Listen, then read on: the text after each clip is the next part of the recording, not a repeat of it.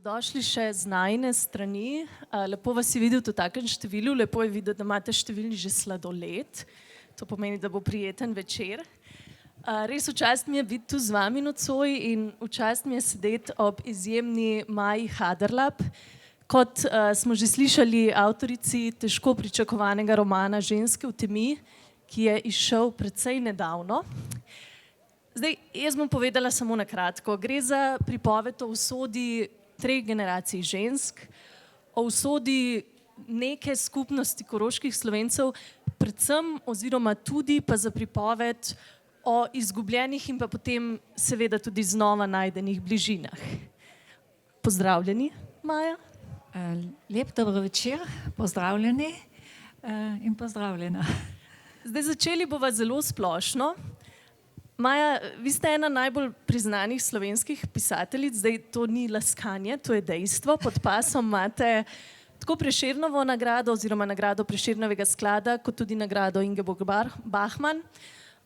Vaš roman Angel pozabe vas je pravzaprav, mislim, da ne pretiravam, če rečem, katapultiral na vrh evropske sodobne literarne produkcije, ne samo nemške, ne samo slovenske.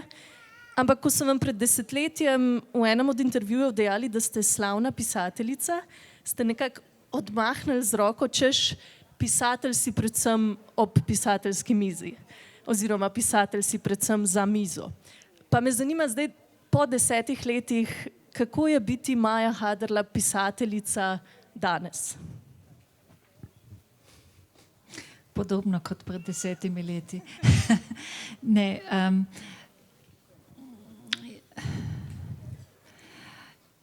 jaz s tem pojmom, da je slavna pisateljica, tudi ne vem, kaj to pravzaprav pomeni. Na vsak način je tako, da z vsako novo knjigo se je treba znajti znova in znova začneš in veliko dvomiš. In sem tudi tokrat imela občutek, da se moram spet na novo vsega naučiti.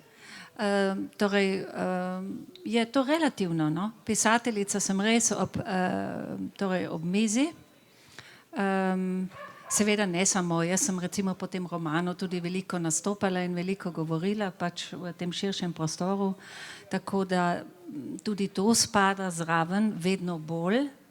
Ne vem, če je pred 10 leti tudi tako bilo, ampak zdaj pisatelji nastopajo kar na raznih odrih, včasih uspešno, včasih pa tudi manj uspešno. Zdaj v enem intervjuju prav tako pred desetletjem ste pred premiero uprizoritve Angela pozabe v ljubljanski Drami dejali: 2 leti sem govorila o koroških Slovencih, zdaj pa se moram vrniti k sebi. Z romanom Ženske v temi ste se vrnili k sebi, ampak ste se hkrati vrnili tudi k koroškim Slovencem oziroma predvsem Slovenkam. Kako je potekalo to vračanje oziroma kaj vam je to vračanje ponudilo tokrat, česar vam Angel morebiti ni? No, ne vem, če sem se vrnila k sebi. Na vsak način sem pa z romanom Angelom pozabe nekako prevzemala določeno vlogo, ki je bila kulturno-politična, deloma celo politična. In sem mogoče celo več govorila o zgodovini koroških Slovencev, kot pa o literarnem tekstu samem. In to je kar dolgo trajalo in sem jaz res imela občutek, da sem si že popolnoma odtujena sama sebi in zato sem rekla, da se vračam. Mislim pa, da to vračanje še dolgo ni končano. Tudi ne z Ženskami v temi. Zadnje vprašanje vezano na Angela pozabe, potem pa se premakneva. Če se ne motim, je po uspehu tega romana vaš brat organiziral vodene oglede po poteh tega romana za tiste, ki so prispeli na vašo domačijo 2-krat, pa je celo z avtobusom, ne? Povedali pa ste tudi, da je takrat vaš mož, prej strokovnjak germanistike, kar na lepem postal mož Maje Haderlap. In se mi zdi, da so to seveda stvari, ki potem vplivajo tudi na pisanje naslednjih knjig, ne, oziroma na ta kontekst pisanja, ki ga omenjate. Pa me zanima, kakšno odgovornost ste potem čutili pri pisanju tega naslednjega romana do vaše družine, do vaše skupnosti, do Koroške nasploh. Kako je ta izkušnja Angela osmislila potem pisanje te knjige? No, vi ste omenili mojega brata, Zdravkota, ki ima kmetijo, tam, kjer sem tudi jaz doraščala, on je prevzel to kmetijo. In po izidu knjige, in ko sem dobila to nagrado in bila zelo močno prisotna v nemški literarni javnosti, so ljudje kar začeli prihajati na kmetijo, ali včasih je kdo stal na dvorišču, včasih je celo šel v hišo. Recimo moj brat ni imel navade, da zaklenja vrata, in so se pojavili kar ljudje. In potem midva so se nekaj časa hecala in potem je rekel, bom pa jaz prevzel se je imel že nekaj idej, tako da ima literarna vodenja in zdaj je to pravzaprav razširil, še vedno prihajajo ljudje. In se on z njimi sprehaja po pokrajini in tako naprej. Ena od tematik je literarna pokrajina. Druga, no zdaj moram pa še pomisliti, kaj ste me vprašali. Torej, kar se pa družine tiče, je bila recimo družina bolj izpostavljena v tem romanu, če tudi seveda sem vse stvari literarizirala ali v tekstu pletla samo mogoče dogodke ali pa dogajanja, ki sem jih seveda tudi dramaturško malo nekako strnila, drugače razvijala. Torej, tukaj so bili mogoče malo bolj izpostavljeni, zdaj pa ne več, ker sem se zato, ker je bilo toliko poizvedovanja, seveda radovednosti. Jaz sem recimo roman Angel pozabe, veliko sem hodila po arhivih, tako da sem raziskala tudi zgodovino sosedov in da ima roman tudi da je tudi neke vrste dokumentacija o življenju ljudi, ki so razpoznavni deloma z resničnimi imeni. Torej vsak, ki hoče res nekaj spoznati, lahko prihaja tja, lahko pride do teh imen. Druga stvar je, avtobusov je bilo pa res kar nekaj, in sicer, ko je bil roman izbran torej v slovenskem prevodu za obvezno čtivo mature, in takrat so se potem šolarji vozili z avtobusom iz Slovenije do Lepene. Jaz sem kar vesela, da je veliko teh, da je to vlogo prevzemal tudi moj brat, ker jaz sama enostavno temu nisem bila kos, absolutno ne. No, in zaradi tega je tudi kar dosti časa trajalo, vmes sem delala še druge stvari, tako da sem potem imela spet mir in začela pisati ta roman. Ja, se mi zdi, da če vzameš avtobus poln šolarjev kot posledico svoje knjige, je potem težko začeti naprej pisati. Ampak je pa dejstvo, da je ta roman novi, Ženske v temi, precej manj avtobiografski. Pa če se zdaj premakneva na ta vsebinski del, ta knjiga je razdeljena na dva dela. V prvem delu knjige spoznamo protagonistko Miro, ki dela kot knjižničarka na Dunaju in potem obiskuje svojo rodno vas, svojo mamo, in spremljamo jo na enem od teh obiskov. Potem se pa v drugem delu knjiga prekucne k njeni mami, torej k Ani, in nekako ugotovimo še, kakšna je bila njena pot in pot njene mame Neže, torej Mirine babice. Ani je nekoč kot pomožna kuharica svojima otrokoma omogočila izobrazbo, ki je bila zanjo samo nedosegljiva, pišete. Dejali ste pa tudi, da ste že dolgo časa pravzaprav se želeli lotiti lika ne samo slovenske mame, ampak predvsem hladne, nedosegljive, nedostopne mame. Zakaj? Ja, ker sem sicer ta tip mater že iskala v literaturi ali po literaturi, ampak vedno sem našla tudi, recimo tudi v slovenski literaturi, v klasičnih tekstov veliko se je ta tip matere ali pa lik matere vendarle idealiziral. idealiziral pa zaradi tega, po mojem, ker so bili mogoče odnosi mater do otrok in obratno komplicirani. Torej, mene je ta fenomen hladne matere, kar ni fenomen, ampak mene to zelo zanima, ker ima veliko dimenzij, a ne? Več dimenzij in to zdaj ne moram v enem stavku vse povedati o vseh dimenzijah. Ja. Zdaj, dejali ste pa tudi, da to vrstno pisanje oziroma to vrstne tematike zahtevajo precej poguma, ne samo, da avtor vzdrži te konflikte, ampak tudi, da ne sodi svojih likov. Pa me potem v tem kontekstu zanima, kakšen je bil za vas ta vstop ne samo v Miro, ampak tudi v Ani. Dejali ste, da je bil nekoliko težaven. Kako je to potekalo?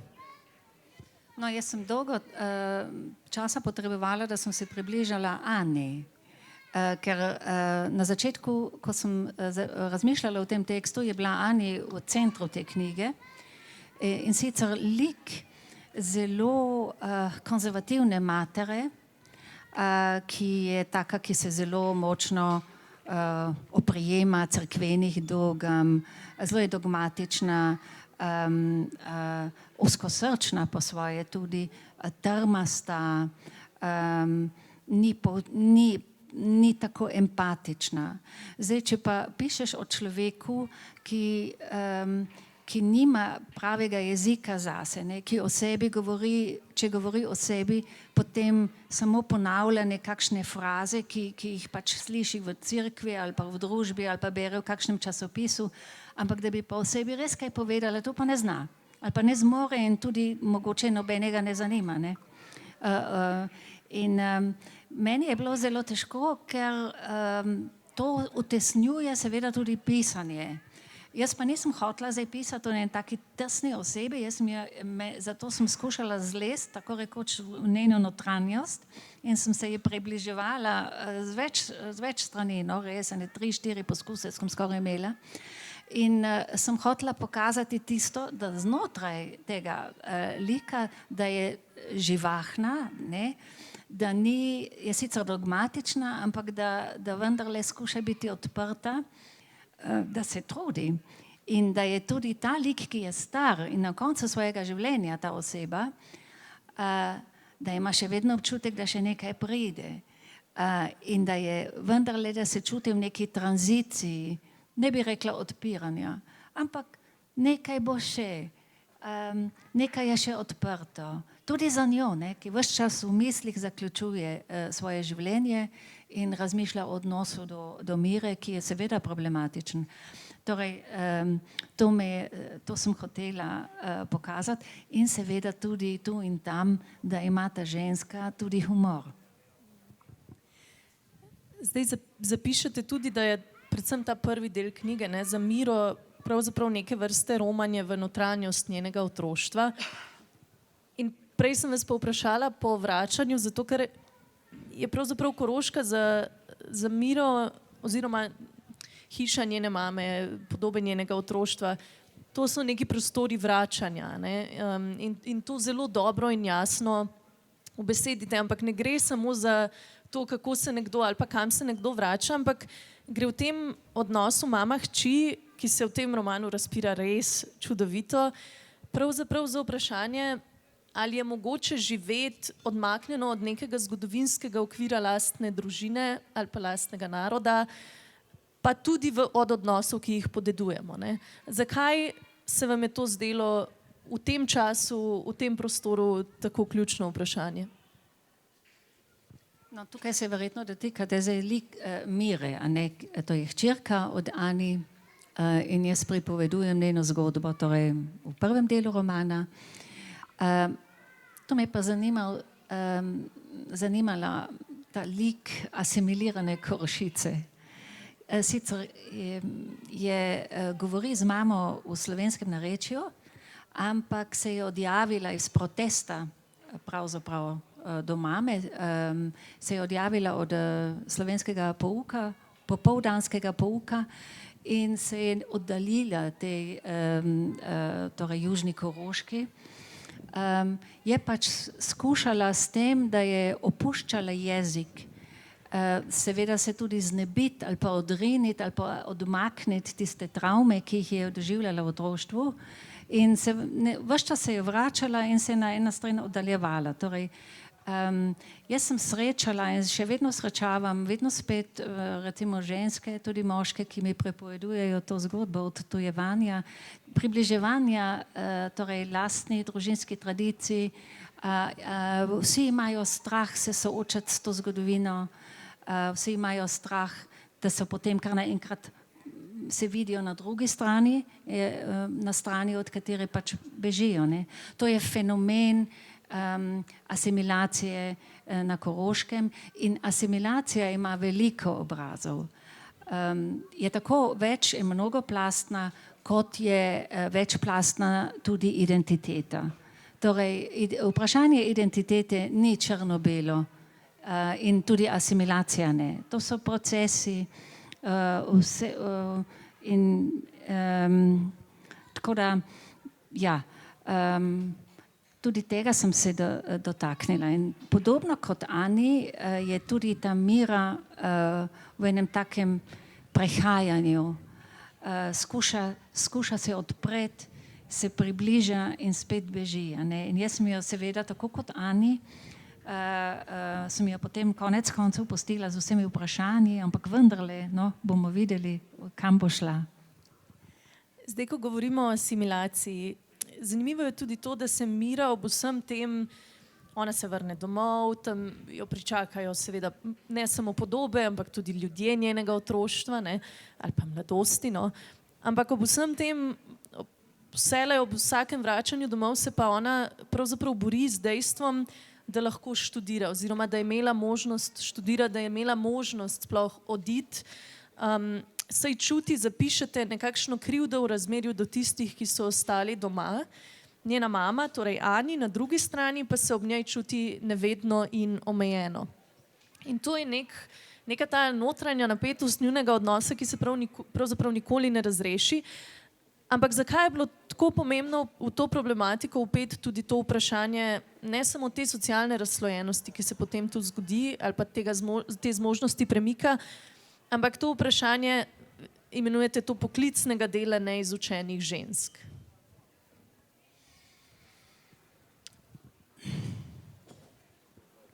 Mogoče je treba povedati, da je ta njena slaba vest seveda povezana z to avstrijsko socializacijo.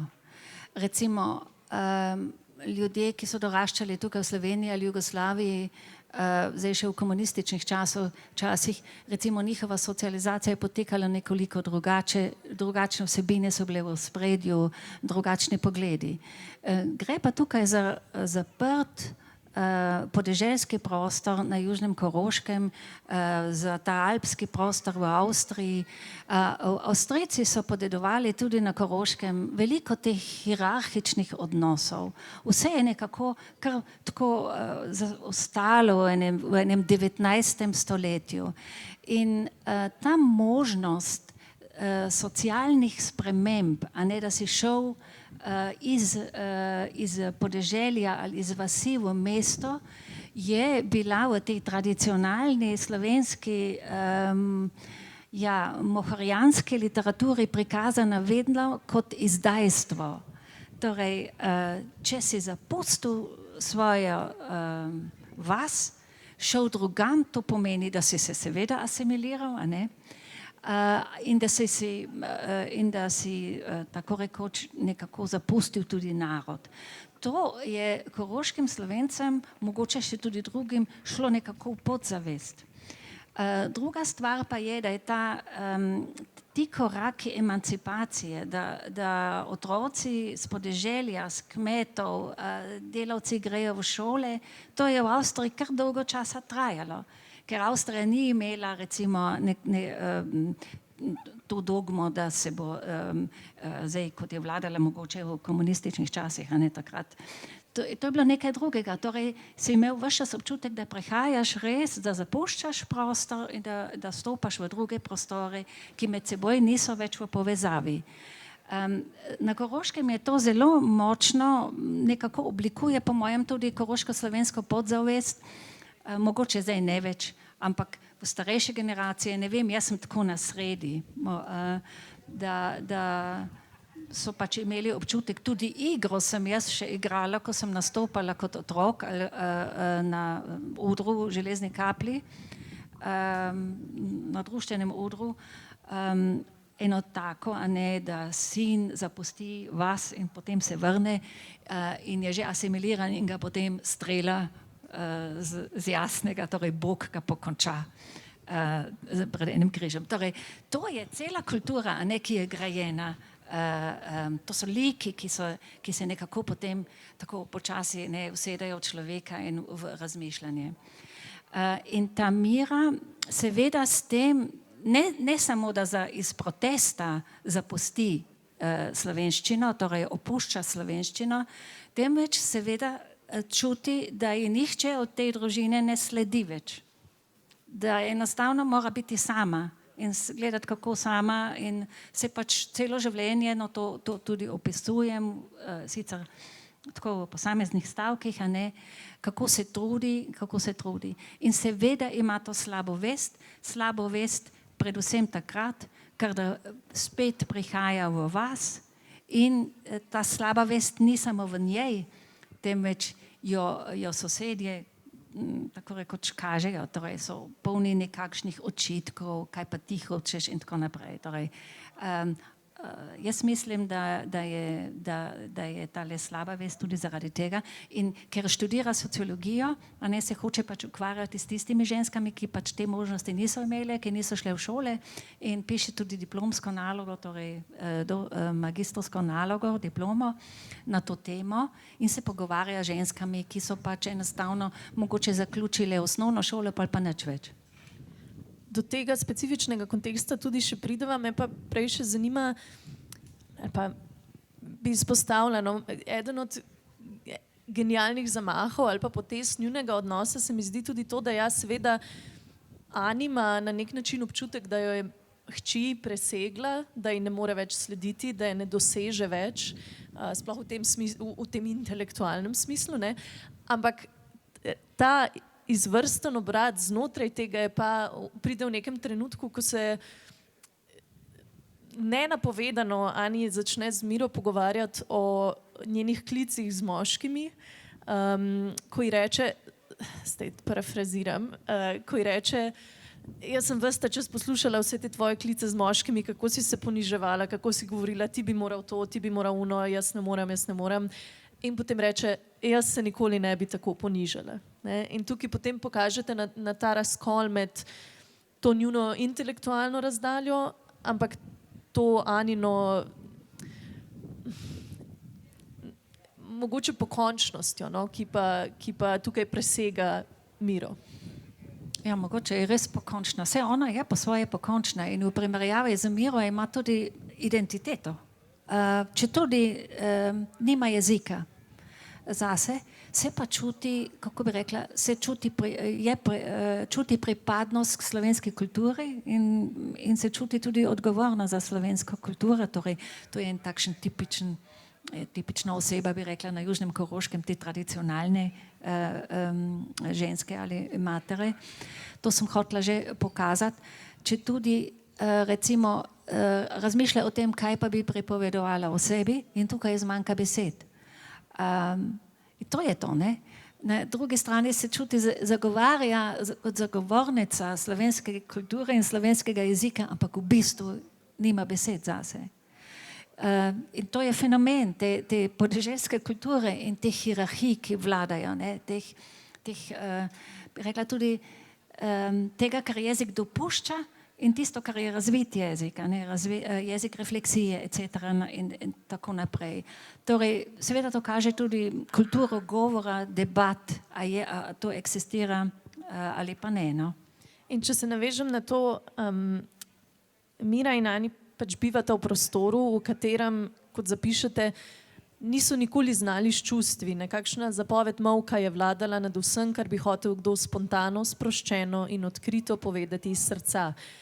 In to je nek prostor molka, prostor tišine, ampak to, kar ste že omenili, no, zanimivo je to, da se prav v primeru Ani, ki se bori za ohranitev slovenščine, jezik ne kaže samo kot sredstvo spomina, ker imamo v bistvu v primeru Mire, ampak tudi kot sredstvo upora. Ne. Ja, mogoče. Mislim, kaj pa ste mislila zdaj?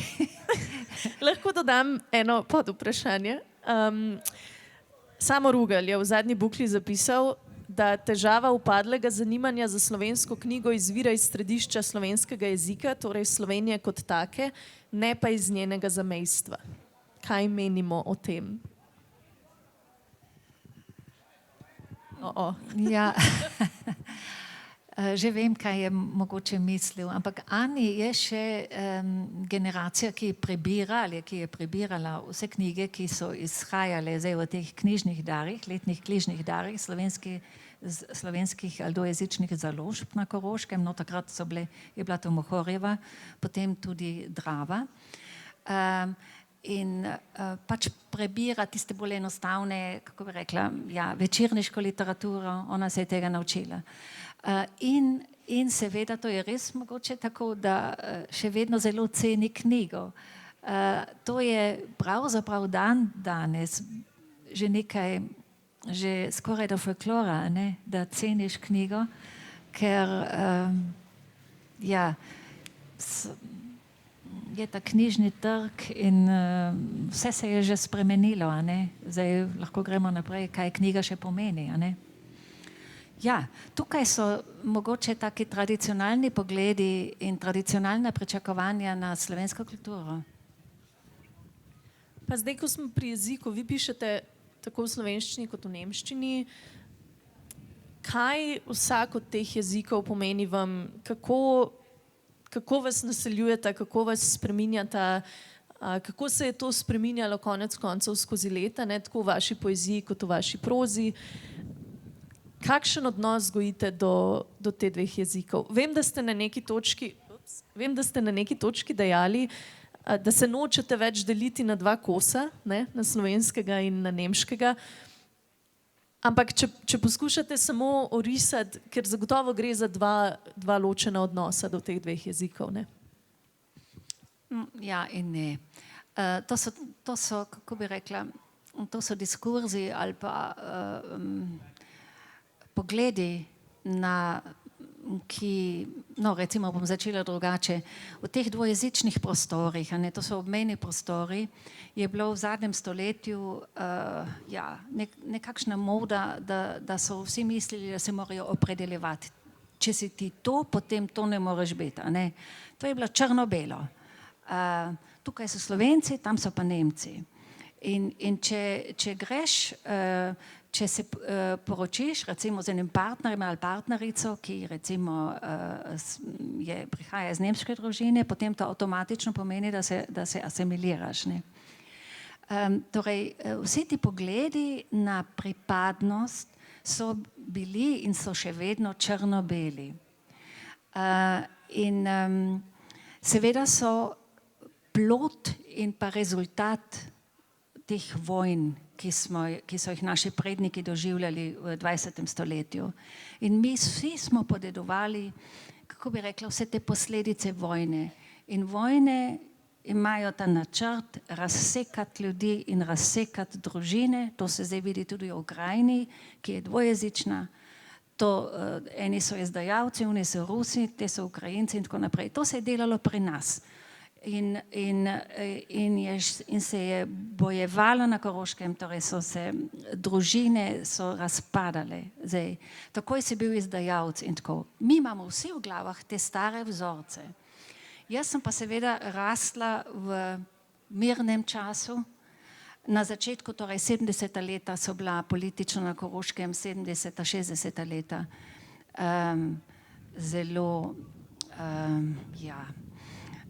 zelo močno nemško nacionalno obarvana, konfliktna. In potem sem doživela, sem imela pravzaprav tudi srečo, takrat sem pisala v slovenščini, samo ko sem pa nastopila službo, sem pa nehala s pisanjem, ker enostavno nisem mogla združevati več, ker enostavno časovno ni šlo, tudi nisem imela več dosti energiji. Po drugi strani me je pa pretreslo to, kar se je dogajalo v Jugoslaviji, vsa ta vojna, ki sem jo po svoje, še zdaj mislim na to, da se mi je zdelo grozno, kar nekaj časa nisem mogla verjeti. Zdaj sem se pa malo zgubila. Torej, ta dvojnost. In ko si pa del, ko pa postaneš, recimo tako, kot sem se jaz občutila, tudi del nemškega prostora, ki ga zdaj nisem mogla odrivati od sebe, ker je bil del mene. Torej, jaz sem občutila tudi nemščino, nisem nikoli občutila kot tuj jezik. Torej, raščeš, doma smo govorili slovensko, ampak v principu smo bili je ta dvojezičnost en tak samoumevni del življenja bil. Torej, jaz nisem imela občutka, da moram jaz vsak dan v nekaj se razmejevati in tako naprej. Torej, ta nemščina mi je bila seveda tudi blizu, če tudi na začetku sploh nisem razmišljala o tem, da bi kdajkoli pisala v nemščini. Mogoče na Dunaju vsekakor, ko sem pisala slovenske pesmi in se mi je zdelo prav čudno, da mojim prijateljem nisem mogla kaj prebrati, ker to je bilo pač v slovenščini. In tista Slovenija, ne, je bila pa zelo daleč. Tako da sem se potem šla gledati, kaj se dogaja v Sloveniji, ker na Koroškem pa ni dosti bralcev. Jaz jih vse osebno poznam. To je tistih 20 ljudi, ki morda sledijo literaturi in to je to. In zdaj mislim, kaj boš v tem razmejenem prostoru? Ne? To je socialno, kulturno razmejen. Torej, je tako kot vse. Vse imajo več plasti, ne? Vse je treba gledati bolj diferencirano. In ko sem začela potem si zabeležiti, vse beležke so bile v nemščini, sem že vedela, da bo to mogoče sprožilo da je to malo problematično. Ampak v principu, ko sem začela pisati v nemščini, je to zame bilo že pomembno. Jaz sem hotela to zgodbo pripovedovati nemškemu prostoru. Jaz sem ves čas sodelovala z nemškim prostorom, ker smo v gledališču ves čas imeli koprodukcije z gledališkimi hišami z Dunaja, z Nemčije, z Hamburga, z Berlina. Kaj? Ne moreš se v življenju ves čas nekako sekati na dvoje. Zakaj? In ko sem ta roman napisala v nemščini, v bistvu za nemški prostor, je pa to seveda vzburilo vse skupaj.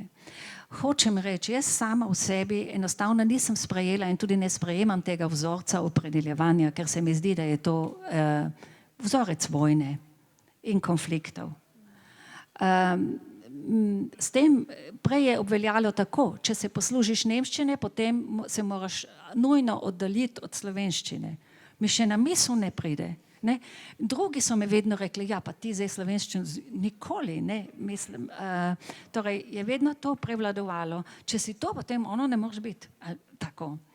In jaz sem iskala zase to, da skušam to združiti v sebi. Seveda je veliko nesporazumov, to so pa zgodovinski nesporazumi in vse to, kar se je razklalo med ljudmi v zadnjih desetletjih.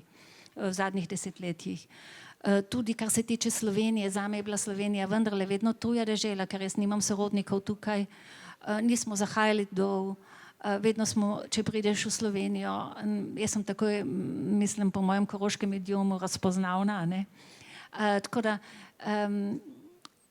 tujstvo je relativno. Jaz sem se včasih v Sloveniji ali pa v odnosu tako počutila enako tuje kot pa drugje. Torej, kaj?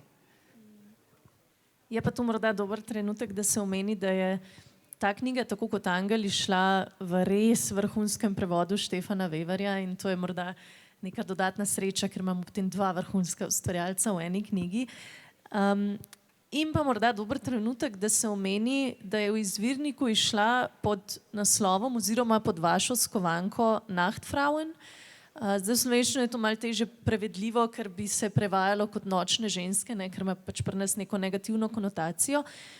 Je pa ta izvirni naslov pomenljiv, ker se v tem romanu mnogokrat pojavi tematika mraka in pa teme, noči.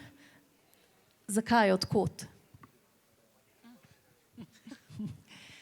Ja, to sem se malo poigrala s tem. Res se v celi knjigi se pojavlja ta noč, tema. tema se dotika podzavesti, zgodb, ki so v temi, od pozabe, torej nejasnosti, to sem skušala tako povezovati v tem tekstu.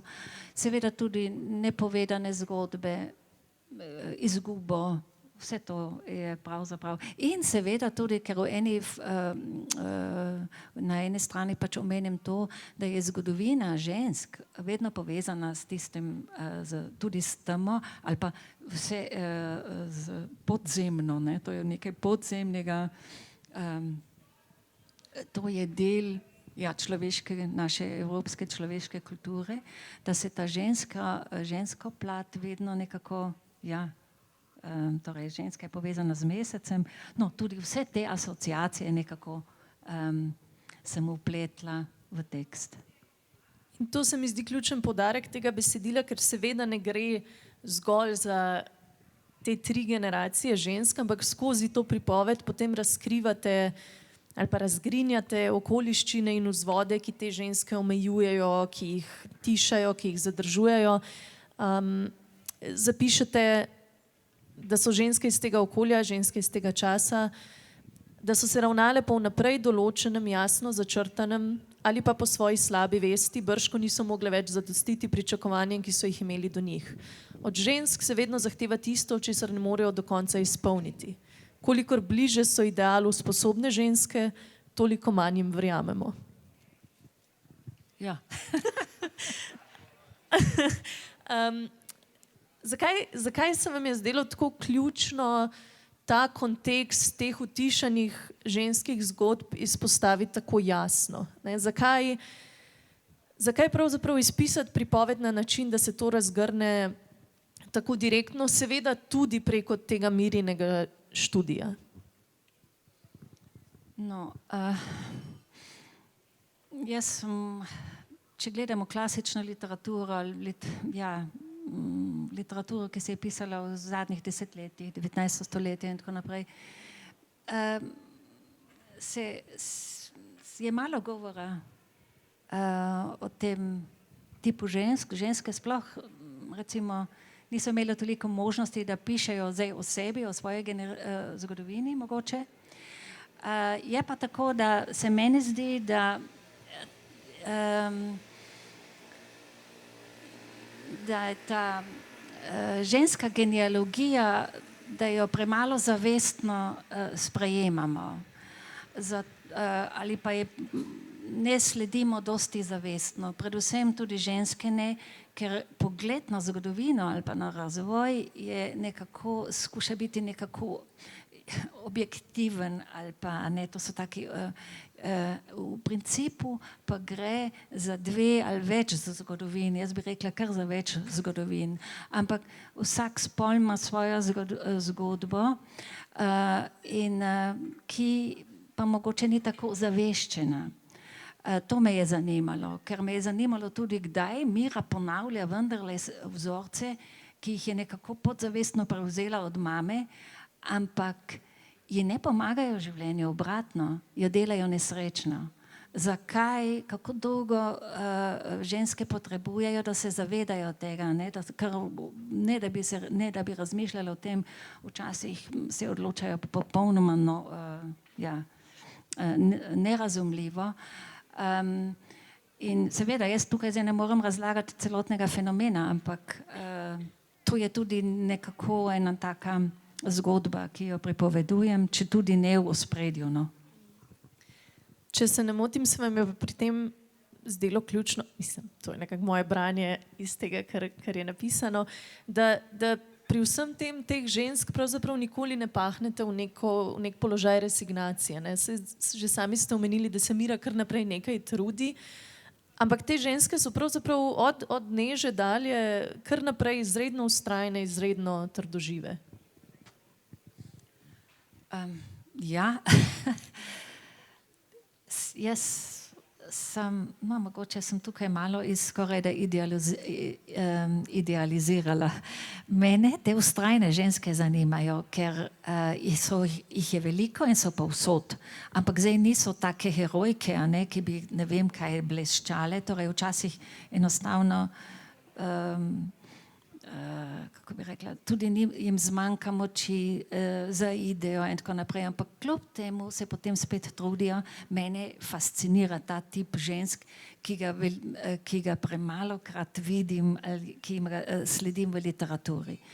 Življenje je naporno in potem greš pač 2 koraka naprej, 3 nazaj in tako naprej. Ampak zdaj je kazati v tem, ženske recimo v literaturi so največkrat prikazane, ali so seksualizirane, ali so histerične, ali so ne vem kako v enih določenih ekstremih.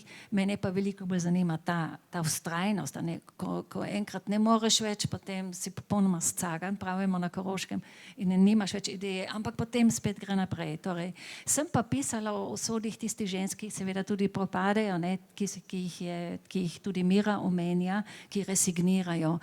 In veliko je takih žensk, ki so resignirale, recimo tudi v teh na podeželju, veliko samomorov, brutalnih samomorov. O tem je tudi govora, ampak zdaj ne primarno.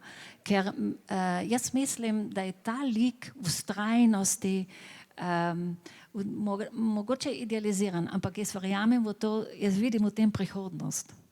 Ja, na Gorenjskem bi rekel, da je Ani izredno gajstna. Pa če smo zdaj pri trdoživosti, dajva se za trenutek samo še vrniti nazaj.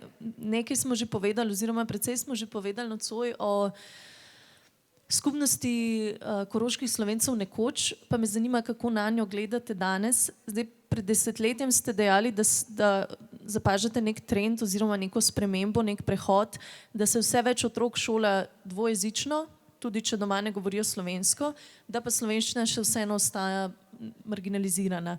Kakšno je stanje danes, kakšna je pravzaprav danes realnost koroških Slovencev, tistih, ki pišejo in tistih, ki ne? Ja, ta realnost je še vedno aktualna, torej starši prijavljajo otroke k dvojezičnemu pouku, če tudi doma ne govorijo več slovensko, in je treba bilo kar nekako prilagoditi didaktiko, torej v osnovnih šolah. Gre za osnovne šole. Po drugi strani je tako, na Koroškem se je spremenilo, v zadnjih 15 letih se je spremenilo vzdušje, torej se ne hujska več. S tem, da se je Slovenija pristopila Evropi, to združevanje, določeni programi razumevanja. Tukaj se je razvilo veliko pozitivnega, ker to hujskanje ni več v ospredju. Veliko se bolj sprejema dvojezičnost, torej vzdušje je Slovencem veliko bolj naklonjeno kot kdajkoli prej. To je ena zadeva. Druga zadeva pa je, da je življenje Slovencev se seveda prilagaja času. Veliko je tistih, ki so šolani, ki ne živijo več na Koroškem, ki se ustvarjajo družine drugod. Potem je pa težko recimo doma se pogovarjati v slovenščini. Tako da ta asimilacija vendarle napreduje do določene mere. Je pa seveda del koroških Slovencev, ki pa na podeželju ali pa v društvih delajo, ustvarjajo torej kulturo. Je pa to kulturno delovanje tako razvito, kot mislim še nikoli. Zelo raznoliko tudi. Kar se pa literature tiče, je pa mal problem. Zato, ker in o tem se ne govori. Vsi tisti, ki so začeli pisati, seveda pišejo dvojezično ali malo slovensko, v glavnem nemško, ali pa so zelo zadržani. Tisti, ki začenjajo pisati na Koroškem ali pa objavljati, nimajo več se ne čutijo več tako skupinsko povezane, kot smo se čutili še mi, takrat, ko smo v 80-ih letih, tudi kot študentje, smo imeli še nekakšno skupinsko zavest. Mislim pa, da ta seveda tudi z razvojem časa razpada. Na podeželju še obstaja, v kulturnih društvih absolutno, ampak ti individualci pa te skupinske zavesti, torej da pripadamo nekakšni zgodovini, po mojem tega ni več. So različna izhodišča, vedno več je tudi takih, ki se iz Slovenije preseljuje na Koroško in tam objavljajo, tam delajo, pišejo pri časopisih ali so v radiju, delajo na radiju Agora. Tako da se tukaj kar ene stvari premikajo. Korošci pa hodijo v Slovenijo delati. Tukaj se je veliko premaknilo.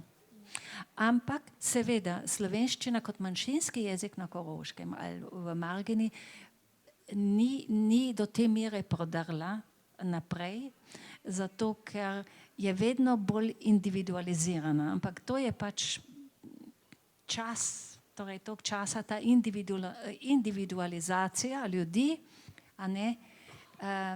In seveda tudi individualizacija identitet privede tudi do tega, da število koroških Slovencev stagnira in pa se zmanjšuje. Zdaj začeli smo pri Maji Haderla, pisateljici, slavni ali ne. Tu bomo tudi končali. Septembra se boste v okviru 40. jubilejnega festivala Vilenica predstavili kot avtorica v Fokusu. To je ogromna stvar, to je res lepa čast. Kaj vam pomeni ta poklon, to priznanje slovenske literarne skupnosti? No, meni res veliko pomeni, tako da mene zelo veseli, da je knjiga išla zdaj v slovenščini, da se bere. Nekje sem rekla, pa ne vem, da sem rekla, da pravzaprav je vedno tako, da je moj tekst dobi pravo obliko šele, če imam v rokah torej slovensko različico romana. Je pa res tako. Tudi moja mama mi je danes govorila, ker je brala nemški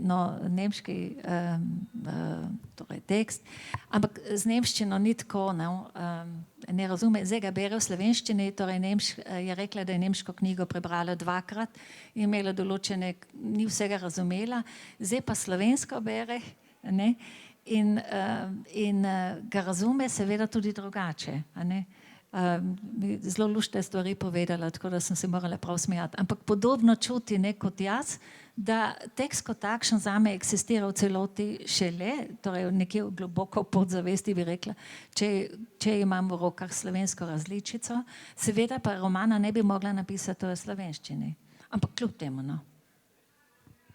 Tako, zdaj pa predajam mikrofon oziroma besedo vam, če ima kdo kakšno vprašanje, pogumno, roke gor. Vse sva povedali. Potem pa jaz še par besed.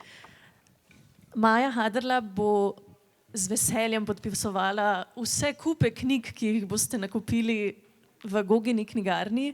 Veliko jih je tam noter, veliko je vas, to bo šlo super skupaj. Vabim vas še na ostale dogodke. Vrstili se bodo, mislim, da še do 23. 28. avgusta, nekaj tam, še do 23. Še do konca avgusta. Novo mesto bo skratka zaživelo in živelo še dalje. Najlepša hvala, Maja. Hvala vam. In pa še enkrat hvala vam, zdaj pa vsi po knjige, pa vsi na sladoled. Hvala.